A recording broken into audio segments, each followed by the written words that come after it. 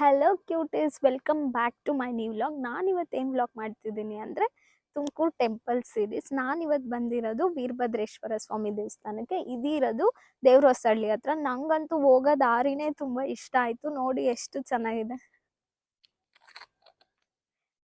Road ತೋರಿಸ್ತೀನಿ ನೋಡಿ ಎಷ್ಟು ಚೆನ್ನಾಗಿದೆ.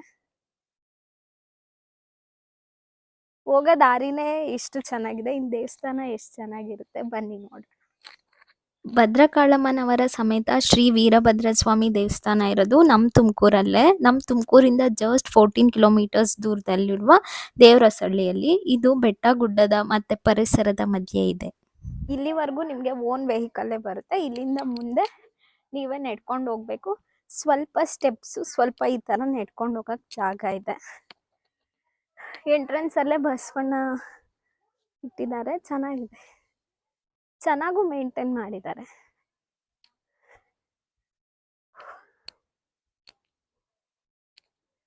ಅಗ್ನಿಕುಂಡ ರಥೋತ್ಸವ ಇದೆಯಂತೆ 11th ಮಾರ್ಚ್.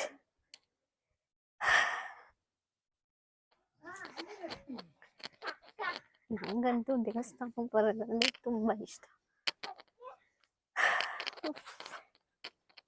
ಈ ದೇವಸ್ಥಾನ ತುಮಕೂರಿನಲ್ಲಿರುವ ಎಷ್ಟೊಂದು ಜನಕ್ಕೆ ಮನೆ ದೇವರು ಕೂಡ ಆಗಿದೆ.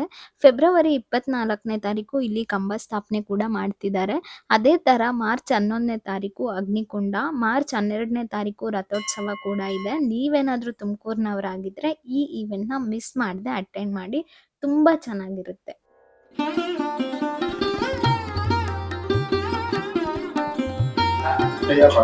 ಉಚ್ಚಯ ಭಾಗ್ಯಮಾನಾಮ್ಯಃ ಮಯ ಯಾರಾದ್ರೂ ಅರ್ಚನೆ ಮಾಡ್ಸಿದ್ರೆ ಕೇಳಿ ಮಾಡ್ಸಿ.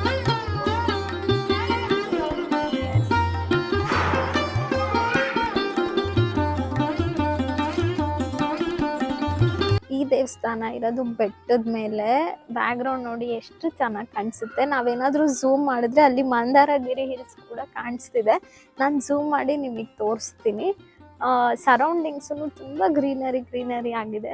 ಸಿಕ್ಕಾಪಟ್ಟೆ ಸಖತ್ತಾಗಿದೆ. ನೀವೇನಾದರೂ ತುಮಕೂರಲ್ಲಿದ್ದರೆ ಈ ದೇವಸ್ಥಾನನ ನೀವು ವಿಸಿಟ್ ಮಾಡಲೇಬೇಕು. ಮತ್ತು ದೇವಸ್ಥಾನನ ಒಳಗಡೆನೂ ತುಂಬ ದೊಡ್ಡದಾಗಿದೆ. ಎಷ್ಟೊಂದು ನಾಗರಿಕಲ್ಲೆಲ್ಲ ಪ್ರತಿಷ್ಠಾಪನೆ ಮಾಡಿದ್ದಾರೆ. ನೀವೇನಾದರೂ ಇಲ್ಲೇ ಇದ್ದರೆ ಒಂದ್ಸಲ ವಿಸಿಟ್ ಮಾಡಿ, ವರ್ತ್ ಇಟ್. ಫೈನಲಿ ನಾನು ಬಕೆಟ್ ಲಿಸ್ಟಲ್ಲಿ ಇದ್ದಿದ್ದು ಇನ್ನೊಂದು ದೇವಸ್ಥಾನ ತುಮಕೂರು ಸೀರೀಸಲ್ಲಿ ಮಾಡಿದ್ದೀನಿ. ಅದು ಯಾವುದಂದರೆ ಶ್ರೀ ವೀರಭದ್ರೇಶ್ವರ ಸ್ವಾಮಿ ದೇವಸ್ಥಾನ.